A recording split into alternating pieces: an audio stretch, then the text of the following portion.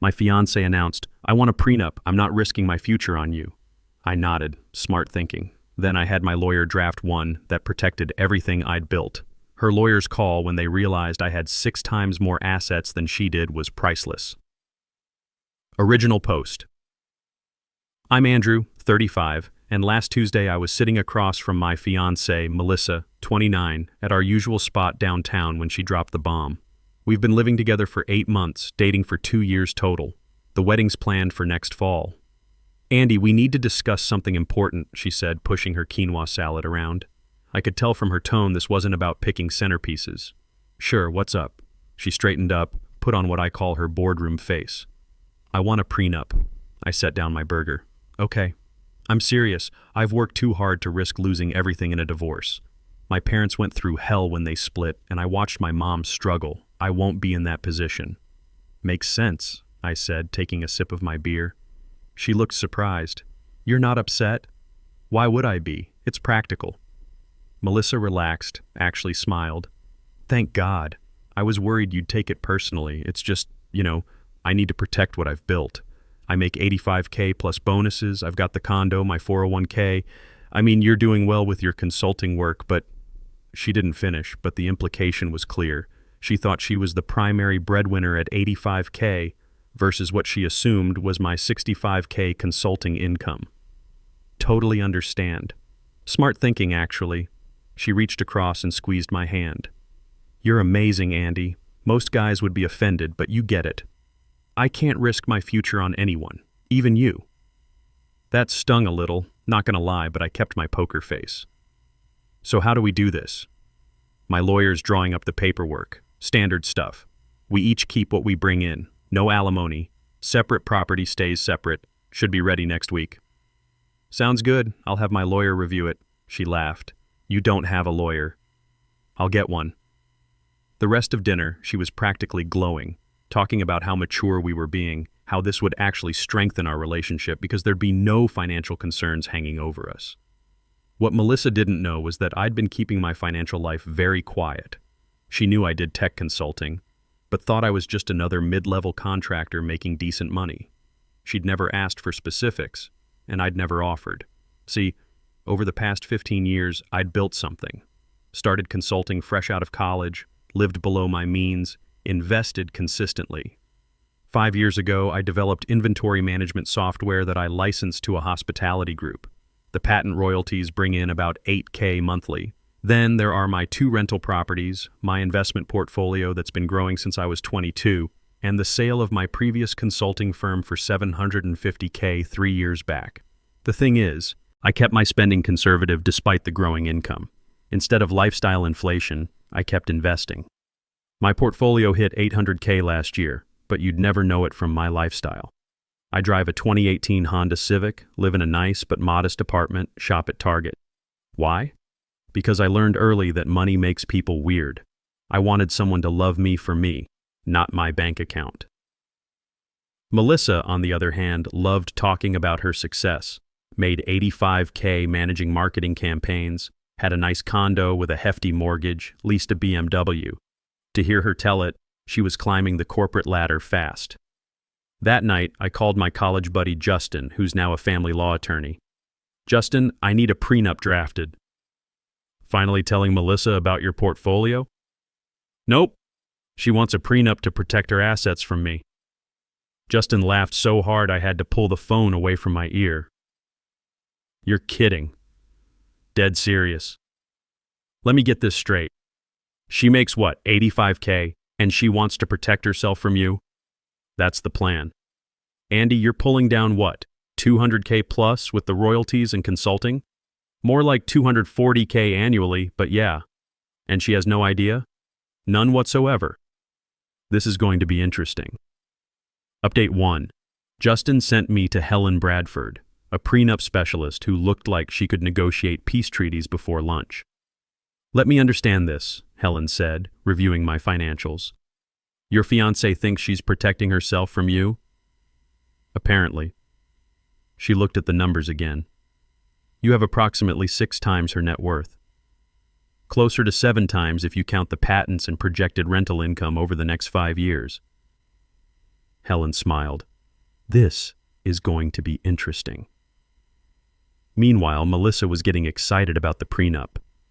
She'd started making comments to friends about how progressive she was being.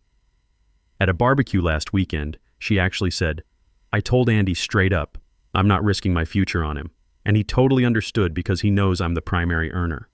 Our friend Jake, who rents one of my properties, nearly choked on his beer. I shot him a look that said, "Keep quiet." Melissa's lawyer sent over the first draft. It was aggressive. All assets acquired before marriage remain separate. Fair enough. No alimony for either party. Sure, I could live with that. Any gifts over $500 must be documented to transfer ownership. Seemed reasonable. The engagement ring returns to her if we divorce. Wait, what? She has final say on financial decisions regarding kids. Excuse me? In case of divorce, I vacate the marital home within 30 days regardless of whose name it's on. This is insulting, Helen said. She's treating you like a potential gold digger. Let her. Draft our counterproposal, but don't send it yet. Helen's version was actually fair, 50-50. What's mine is mine, what's hers is hers, what we build together we share. Standard language, but with one addition, full financial disclosure, from both parties. When do I send this? Helen asked. Wait for my signal. Melissa was practically giddy. She'd already told her mother about protecting her empire and how understanding I was being. Her mom, Gloria, actually called to thank me. Most men would be threatened by a successful woman, Gloria said, but you understand that Melissa has worked hard for what she has. Absolutely, she's definitely the successful one here. Update 2. The meeting was scheduled for Thursday. Both lawyers, Melissa and me. Melissa showed up in her power suit looking like she was about to close a Fortune 500 deal. Her lawyer, Charles Bennett, was a silver-haired guy who looked at me like I was something he'd scrape off his shoe. Now then, he started. I believe you've had time to review our terms. Helen smiled. We have. We've prepared a counter-proposal, but first, we require full financial disclosure from both parties. That's standard, Bennett said, pulling out Melissa's financials. Helen pulled out mine. The room went dead silent. Bennett's eyes widened as he flipped through pages. Melissa grabbed them from him. This can't be right. All verified and documented, Helen said smoothly. Melissa was turning pale. Andy, what is this? My financial disclosure, like you wanted. She was frantically flipping pages. 2 rental properties, software licensing generating $8,000 per month, investment portfolio worth $800,000. Andy, this is a joke, right? No joke. Bennett cleared his throat. Perhaps we should take a recess. No, Melissa snapped. Andy, why didn't you tell me about this? You never asked. You always said money shouldn't matter in relationships. Exactly. So why does it matter now? But I thought... She couldn't finish. Helen interjected. Moving forward, my client proposes maintaining separate finances. Given the asset disparity, he's willing to waive any claim to Miss Rodriguez's property provided she does the same. Melissa was still staring at the papers. You sold a company for $750,000 and you drive a Civic? Great gas mileage. Bennett was sweating. Melissa, perhaps we should discuss... You let me think I was the successful one, she accused. You assumed. I just didn't correct you. This is deception, Helen laughed. Fraud would be hiding assets after agreeing to disclosure. My client has been under no obligation to reveal his finances before marriage. Melissa stood up. I need air. She stormed out, Bennett scrambling after her. Helen looked at me. Well, that went better than expected. Update 3. The next 48 hours were insane. Melissa went through every stage of grief. First came angry texts. You lied to me. You made me look like an idiot. Everyone thinks I'm dating down. Then confusion. Why would you hide this? Were you testing me? Is this even real? When she finally accepted it was real, the bargaining started. But not how you'd think. She came over Saturday night. We need to talk. Okay. Nobody has to know about this, she said, sitting on my couch. We can keep the prenup as planned. I protect my assets, you protect yours. But we don't tell anyone about your situation. My situation? You know what I mean. We continue as we have. I'm the successful marketing manager, you're the supportive consultant boyfriend. It's not lying. It's just maintaining the narrative. You want me to pretend to be poorer than you? It's not pretending, it's just not advertising. My family, my friends, my colleagues, they all see me as this independent woman who doesn't need a man's money. If they find out my fiancé is worth over $1 million, what does that make me?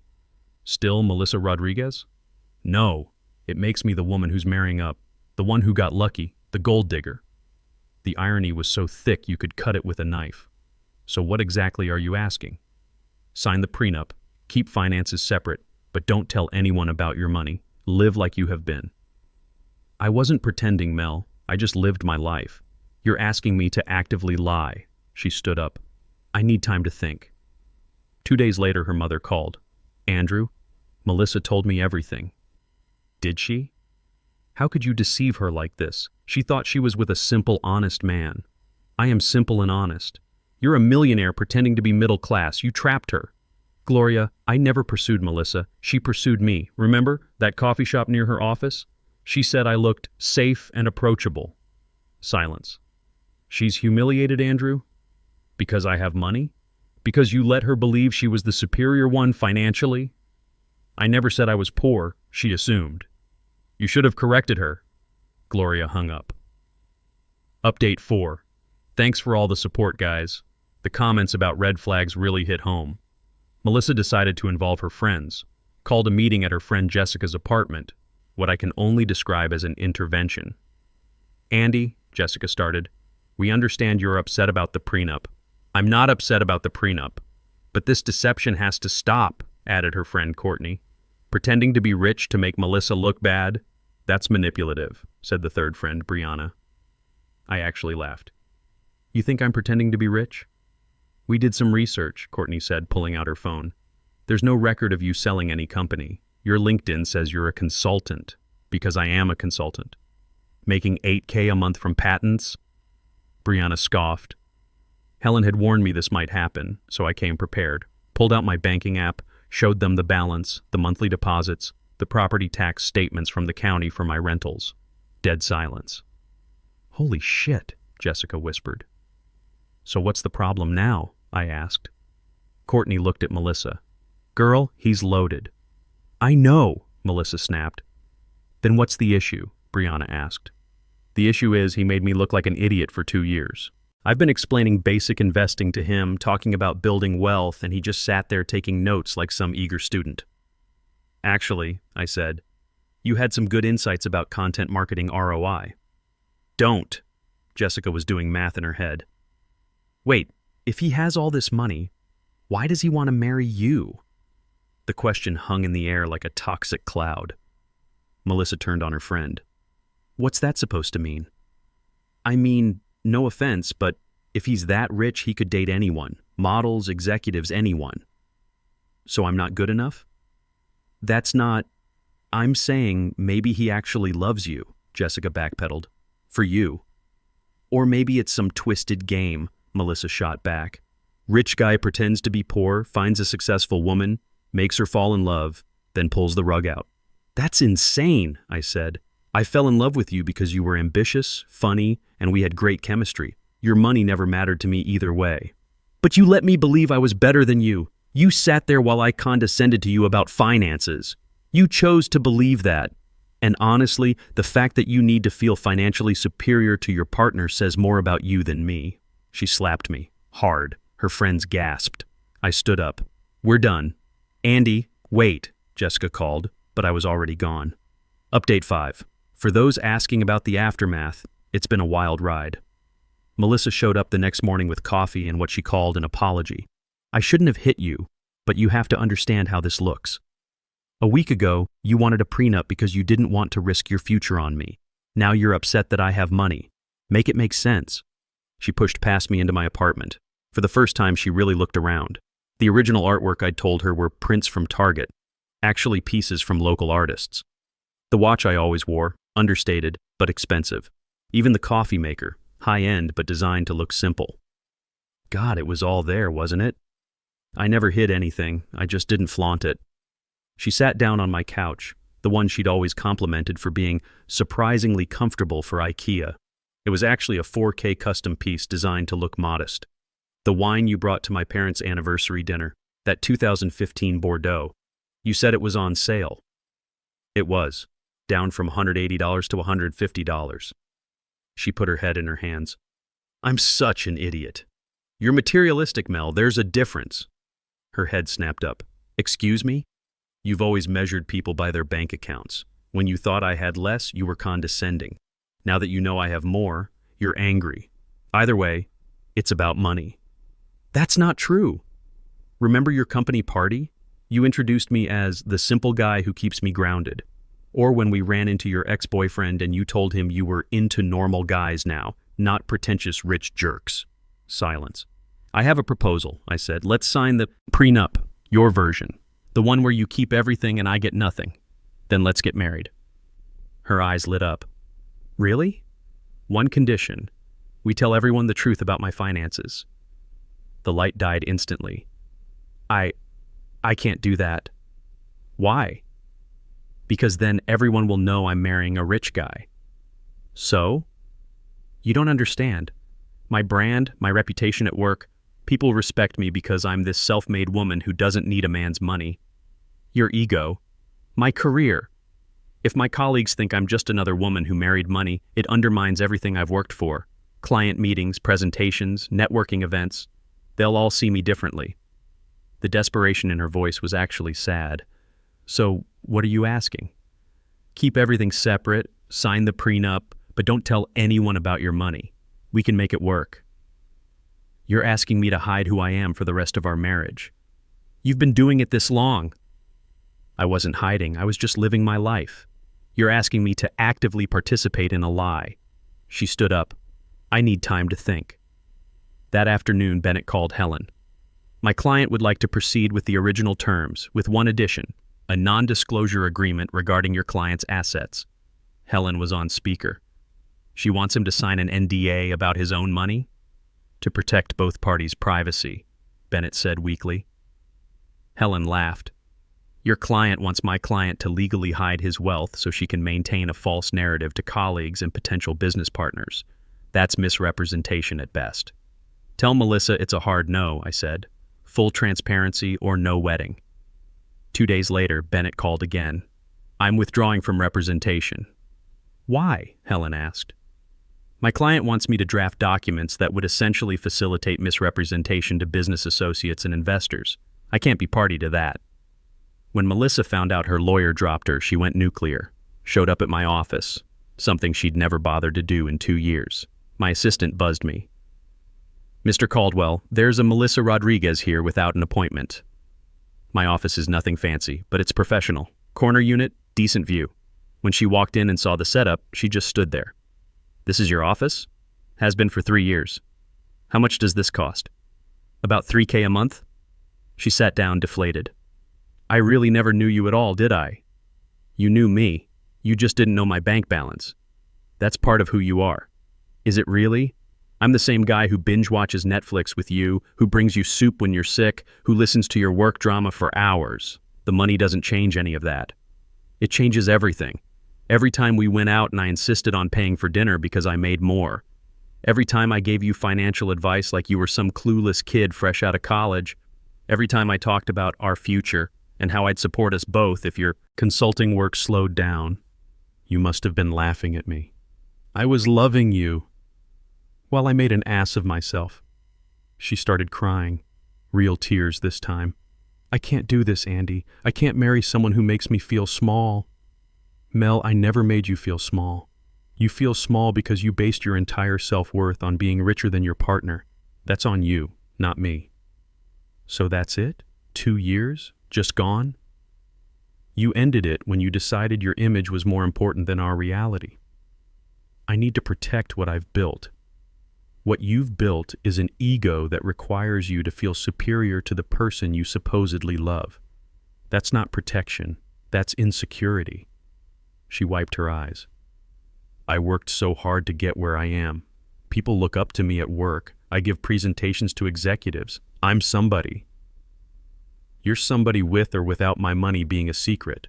The fact that you can't see that is exactly why this won't work. She stared at me for a long moment, then took off her engagement ring and placed it on my desk.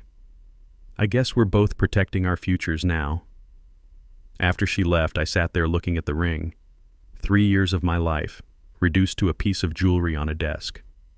My phone buzzed. Text from Jake. Dude, heard through the grapevine, you okay? Yeah, dodged a bullet. Want to grab a beer? I'll pay since I know you're broke. That actually made me smile. Final update. The wedding was called off 3 weeks later, but the drama wasn't over. Melissa tried everything.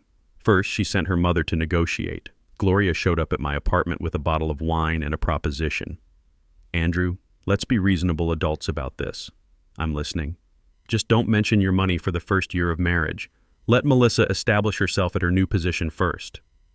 Melissa had just gotten promoted to senior marketing manager, which explained some of the timing. Establish herself as what? As the successful one. She's worked so hard for this promotion. If people think she's marrying money, it undermines her credibility. She is successful, Gloria. Why isn't that enough? You know how corporate politics work. Image matters. So does honesty. Gloria couldn't answer that. Then Melissa tried to get my friends involved. She called Justin, convinced she was the victim of some elaborate psychological manipulation. Justin, you have to talk to him. Andy's being completely unreasonable. Mel, Justin told me later, I explained to her that she literally wanted a prenup to protect herself from you. Now she's mad you have money? I told her that's backwards thinking. What did she say? She hung up on me. The killing blow came from an unexpected source, her own career. Word had gotten around her office about the prenup situation. Not the details, but enough people knew she'd been bragging about protecting her assets from her lower-earning fiancé. When rumors started circulating about my actual financial situation, her credibility took a hit. Clients started questioning her judgment. If she couldn't properly assess her own fiancé's financial status, how could she assess market opportunities for their brands? She called me, desperate. Andy, my boss wants to meet about the Henderson account. Someone told them about us, about the prenup thing. What exactly did you tell people at work? I may have mentioned that I was being smart about protecting my assets from a partner who made less. And now? Now they think I'm either an idiot who can't read people or a liar who makes up stories. Either way, it's not great for someone in client services. 3 weeks after our breakup, she sent one final text. I hope you're happy. I lost the Henderson account. I didn't respond. 6 months later, I started dating Nicole Hayes, an ER doctor I met at a charity 5K. Told her about my financial situation on our third date right after she mentioned her student loans. Her response? Cool, that means you can cover dinner tonight, right? Residency salary is brutal. We laughed about it. No drama, no ego, no need to feel superior or inferior. Just two adults being honest about their situations. So why did you tell me so early? She asked over dessert. Bad experience with someone who had issues with financial transparency. Her loss. Though I have to ask, are you going to make me sign a prenup? Probably. Fair one, though. Good. I've got $200K in student debt to protect you from, she said with a grin. 8 months later, we're getting married next month, with a prenup, a fair one that Helen Bradford drafted. Nicole's lawyer reviewed it, suggested a few minor changes, and we both signed without drama. The funniest part happened last week. Melissa sent me a message through LinkedIn. I see you're engaged. Did you tell her about your money? First week we were serious. And she still wanted you? That's different. Crazy, right? Almost like some people value more than bank accounts. She viewed the message but didn't respond. I checked her profile out of curiosity. She's dating someone new, a guy named Marcus who works in finance. His LinkedIn shows he makes good money, but not as much as she thought I made when we first met. Some things never change. Looking back, I don't regret keeping quiet about my wealth initially. It helped me find someone who loved me for me. I just wish that person had actually been Melissa. But when someone shows you who they really are, someone who needs to feel superior, who values image over truth, who'd rather live a lie than admit they're not the biggest fish in the pond, believe them. The prenup wasn't the problem. It was the mirror. And Melissa didn't like what she saw. What I learned is that financial compatibility isn't about making the same amount or even being in the same league. It's about having the same values around money, honesty, and partnership. Nicole and I both see money as a tool, not a scorecard. We're both financially responsible, and we both believe in full transparency. Melissa saw money as power, status, and identity. When that foundation cracked, everything else crumbled. The rental properties are doing well, by the way. Both tenants renewed their leases. The patent royalties are steady, and my consulting business just landed a major contract. I'm thinking about buying a third property, but Nicole suggested we wait until after the wedding. See what I mean about partnership? For the guys asking about red flags in the comments, anyone who needs to feel financially superior to you, anyone who brags about protecting themselves from you specifically, anyone who asks you to hide fundamental parts of who you are, anyone whose self-worth depends on being better than their partner in any measurable way. Don't ignore these signs. I almost married someone who saw me as a threat to her self-image. That's not love. That's insecurity wearing a relationship costume. Edit. For those asking about the patent details, it's inventory management software for restaurants, tracks waste, predicts ordering needs, integrates with POS systems. Nothing glamorous, but restaurants love efficiency. Sometimes the boring stuff pays best. Edit 2. Yes, I'm keeping the Honda. Nicole thinks it's hilarious that I drive a Civic to client meetings where we discuss six-figure contracts. Stealth wealth, she calls it. TLDR. She wanted protection from my poverty, got shocked by my prosperity, found someone who values honesty over ego. Prenups aren't the enemy. Incompatible values are.